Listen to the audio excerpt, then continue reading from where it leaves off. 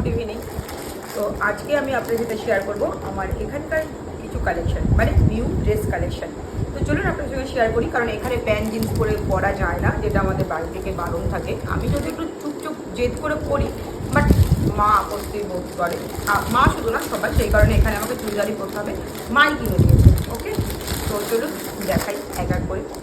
এটা হলো একটা 3 পিস, এটা হচ্ছে ওপরেরটা যাচ্ছে, এটা প্যান্ট, দেন ওড়না।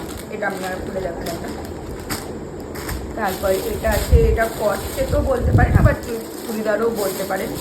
এটা সম্পূর্ণটাই এরকম কাজ। এই কাজটাকে কী বলে আমি দোকান থেকে বলেছিল, বাট আমি কিন্তু এখন ভুলে গিয়েছি এটা।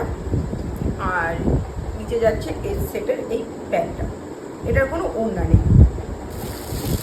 দেন যাচ্ছে একটা কুর্তি, এটা হলো কুর্তিটা, এটা কুর্তি, এটা নিচে লেগিংস এখনো কেনা হয়নি, এটা কিনে নেবে।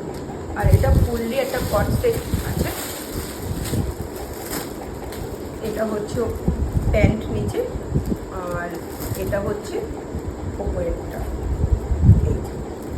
এরকম। এটা ফুললি কট সেট। আর দুটো শাড়ি আছে, কারণ এখানে যেহেতু এখন মাতৃ সম্মেলন চলবে, ভাদ্র মাসে ঠাকুরের জন্ম মাস, সৎসঙ্গ চলবে, তো শাড়ি আমার এখানে সেভাবে তো কিছুই নেই।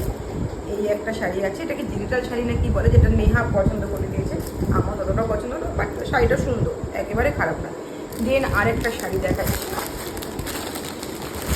ইয়েলো কালার আমার খুব ফেভারিট। আমি কিছুদিন আবার ইয়েলো কালারের শাড়ি নিয়েছি, সেটা আপনার সাথে শেয়ার করেছি। এই শাড়িটা গোটাটা খুললাম না, কারণ ভাঁজ করতে প্রবলেম।